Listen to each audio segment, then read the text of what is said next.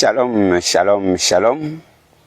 Paix et bien, chers frères, chers sœurs, et bienvenue à ce temps de partage et d'enseignement. Nous sommes toujours dans le combat spirituel et nous tendons vers la dernière semaine du temps de Carême. Alors je vous souhaite la bienvenue et toutes nos excuses. Le mercredi passé, nous n'avons pas pu donner l'exhortation à cause des problèmes de réseau et de connexion. Et aujourd'hui, nous souhaitons continuer avec vous par la grâce du Saint-Esprit. Tout est grâce. Aujourd'hui, nous continuons avec vous car nous voulons aborder aujourd'hui les niveaux extraordinaires de l'attaque démoniaque. Je ne suis pas en train de donner aux hommes des signes très sûrs, mais je vais vous donner des signes qui peuvent vous interpeller dans vos maisons, dans votre vie de chaque jour, afin que vous exerciez votre discernement et que vous rapprochiez plutôt d'un directeur spirituel, d'un père spirituel, pour comprendre, pour saisir et pour mieux discerner ce qui se passe dans votre vie. Nous avons parlé du niveau ordinaire de l'attaque démoniaque. Et ce niveau ordinaire, c'était la question des tentations. Les tentations qui viennent provoquer le péché. Une fois que le péché est consommé, nous sommes pleinement responsables. Et le péché, nous savons, ce qu'il produit, c'est la mort. Donc non seulement le démon, il nous provoque, il nous fait tomber et il nous maintient tombés. Il nous trompe et nous maintient trompés, pour que nous soyons toujours sous son joug, sans toutefois vouloir nous laisser découvrir nos fautes pour les haïr. Aujourd'hui, nous abordons les niveaux extraordinaires. Oui, que le Saint-Esprit nous dispose, nous garde et nous conduise toujours. Il faut être disposé pour comprendre. Aujourd'hui, je vais vous parler du premier niveau extraordinaire, c'est la vexation. La vexation. Le mot vexation vient du latin vexatio, qui veut dire harcèlement. Donc, littéralement, c'est une force spirituelle supérieure qui vient nous harceler, qui vient poser sur nous un harcèlement.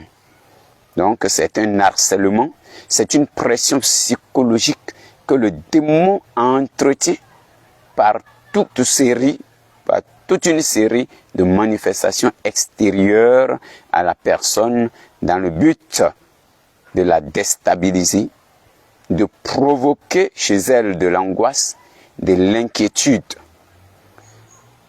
Et la vexation se manifeste par des déplacements d'objets très souvent, tels que des crucifix qui tombent parfois seuls, des chapelets qui se coupent seuls, des chaises qui peuvent se déplacer seules dans notre maison, des lits qui se lèvent tout seuls, des habits qui sont déplacés, des objets. Voilà ce que ça fait, voilà ce que ça provoque.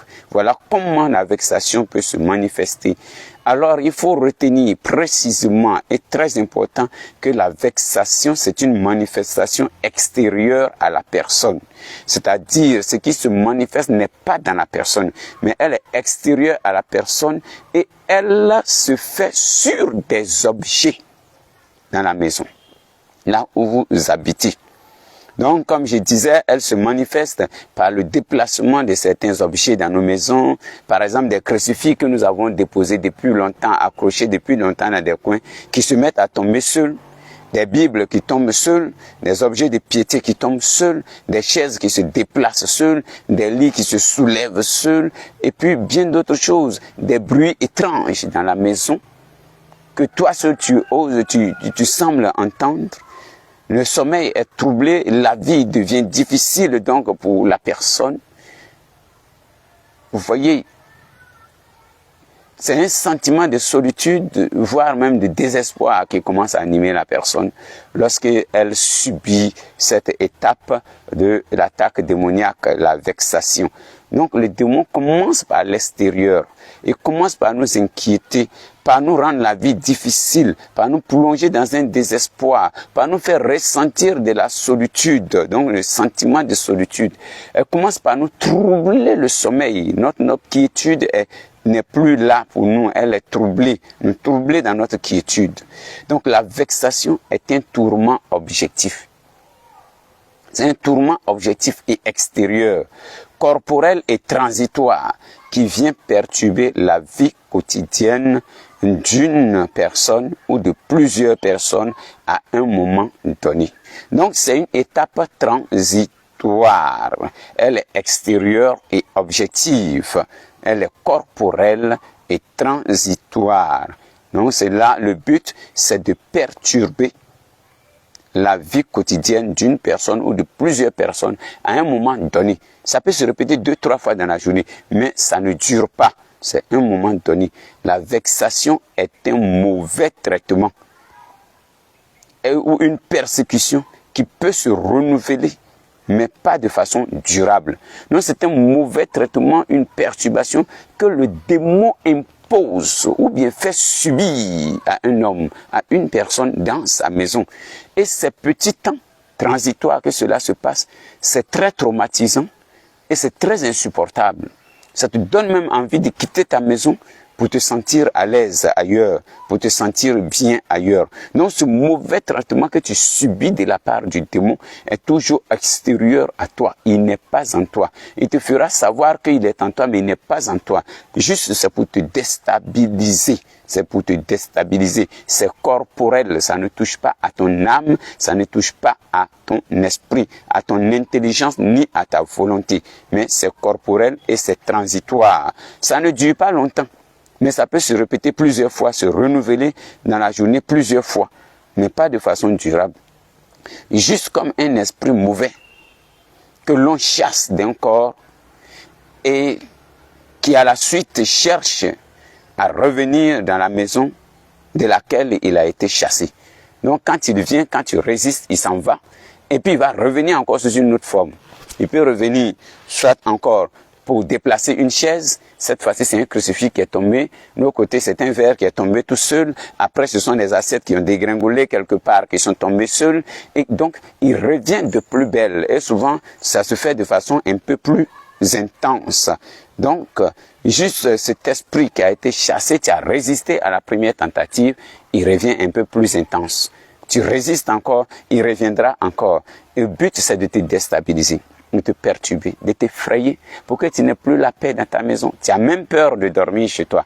Tu as même peur d'être seul dans ta maison parce que tu entends des bruits comme des pas dans ta maison. C'est pourquoi, très souvent, il est angoissant. Il est angoissant, oui, comme je le dis, il est angoissant de nous rendre compte qu'après la victoire de certains phénomènes, ils reprennent encore de plus belle, souvent plus intense. Il ne baisse pas les bras.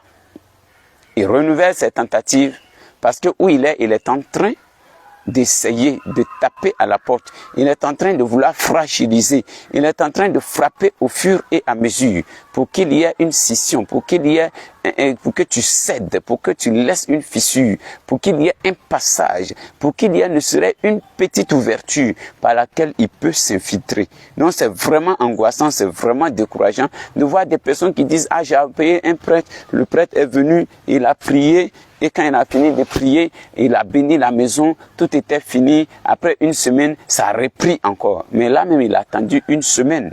Mais souvent, ça peut se répéter dans la même journée, plusieurs fois. Donc, frères et sœurs, soyons très attentifs. L'harcèlement se fait sous plusieurs formes. Il vient plusieurs fois et de façon plus intense dans la vie de la même personne.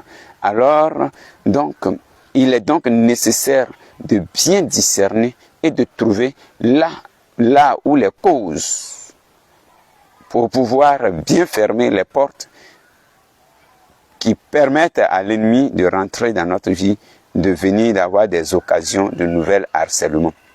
Donc, commençons à discerner. Qu'est-ce qui se passe dans ma maison? Pourquoi cela se passe? Qu'est-ce qui a pu amener cela dans ma maison? Qu'est-ce qui est présent dans ma maison et qui est en train d'occasionner ces choses-là? Donc, le but de la vexation est d'impressionner ce sujet, la victime, d'impressionner la victime, de l'inquiéter, de lui empoisonner la vie quotidienne, de la pousser au désespoir, à l'isolement et même souvent à la dépression nerveuse. Parce que la personne entend des voix, la personne entend des cris en elle, la personne entend des paroles et c'est elle seule qui entend. Et souvent, ces cris se font très intenses, assourdissants. Tu vois la personne souvent, voilà, c'est ça. Tu vois, tu fuis ta maison, tu vas te réfugier chez quelqu'un d'autre. Tu fuis ta maison, tu vas te mettre chez quelqu'un et puis tu lui demandes, et puis tu te trouves à l'aise là-bas. Oui, dans ta maison, tu es probablement en train de vivre une première étape extraordinaire de la manifestation de l'ennemi. Et ce fait quand même subtil, mais au fur et à mesure que tu te rends compte, ça devient effrayant, ça devient angoissant, ça devient inquiétant. Tu as peur de laisser les enfants seuls, tu as peur toi seul de rester à la maison, tu cherches des gens pour vivre ensemble à la maison, tu ne peux pas rester toi seul, même quand la nuit tombe, tu cherches à dormir ailleurs, tu cherches des gens pour partager ton quotidien. C'est un peu cela qui se passe dans nos vies. Donc frères et sœurs, l'ennemi donne ses premières impressions. Tu vas venir, tu vas trouver quelque chose que tu as déposé ici, qui s'est déplacé, qui est allé de l'autre côté. Tu trouves quelque chose qui s'est déplacé. Alors, appelez un prêtre. Il viendra dans la maison, il fera une prière. Il viendra, il va bénir la maison. Il viendra, et vous aussi, quand il va finir de bénir la maison, il va falloir que vous puissiez vous installer fermement dans la prière. Priez, posséder tous ces éléments, sanctifier ces éléments. C'est pourquoi il est important de faire bénir la maison avec tout ce qu'elle contient, de faire bénir la maison avec tous les meubles, de renouveler de temps en temps la bénédiction dans nos maisons, pour que ces éléments de vexation qui se posent sur des différents éléments de ta maison et qui t'empêchent de pouvoir vite découvrir, ou encore si tu as découvert, c'est pour juste te traumatiser et faire des fissures dans ton mur, que tout cela puisse s'arrêter. Donc la vexation, c'est le premier niveau extraordinaire. Pour vous dire que des crucifixes peuvent tomber. Donc ce n'est pas seulement des éléments profanes. Ce n'est pas une chaise, ce n'est pas une table, ce n'est pas un miroir qui peut se casser, ce n'est pas une télévision qui peut se déplacer seulement. Mais un crucifix, il peut le faire tomber. Et tu te poses des questions. Un chapelet peut se couper. Et tu te poses des questions. Une Bible déposée quelque part peut tomber. Et ça commence à t'inquiéter. Tu te dis, mais comment ça? J'ai laissé ça ici, je suis revenu. Tu t'en vas au travail, tu reviens. La statue que tu as bien placée, personne n'a jamais touché. Elle quitte là-bas, elle est tombée, elle est cassée. Et du coup, tu commences à dire, mais qui fait tomber les choses? J'ai ouvert la Bible à telle page. La Bible s'est fermée qu'elle seule. Donc voici des éléments qui nous disent que nous sommes en phase d'un élément, d'une vexation ou d'une vexation. Donc la vexation, elle est corporelle, elle est extérieure à l'homme, elle est objective et elle est transitoire. Elle veut perturber l'homme, mais pas pour longtemps. Elle ne dure pas. C'est juste des courts moments, des petits moments, mais très infernaux. C'est difficile à supporter. Donc une fois que tu es perturbé, une fois que tu es déstabilisé, une fois que tu es angoissé, une fois que tu es inquiet, une fois que tu es effrayé, ce phénomène va se perpétuer et donc te donner, laisser une grande ouverture où l'ennemi pourra passer à une autre vitesse de l'attaque spirituelle. Donc que le Seigneur nous dispose et nous ouvre à cela. Voyez bien dans vos maisons et cherchez à les faire bénir. Tout élément nouveau qui vient dans votre maison, faites bénir. Bénissez le Seigneur, utilisez l'eau bénite, priez dans les maisons et Dieu, le Seigneur, nous illumine. Faisons très attention. Les vidéos ne seront pas assez longues, mais je veux que nous arrivons à voir des éléments bien précis qui nous permettent de savoir, de ne pas prendre toutes les choses comme une possession, de ne pas prendre toutes les choses comme c'est le diable qui est déjà présent, il a possédé des choses, il faut les détruire. Alors, que le Seigneur nous bénisse et nous garde, qu'il nous accorde sa force et sa bénédiction, qu'il nous ouvre maintenant le cœur et l'esprit pour accueillir sa force et sa grâce.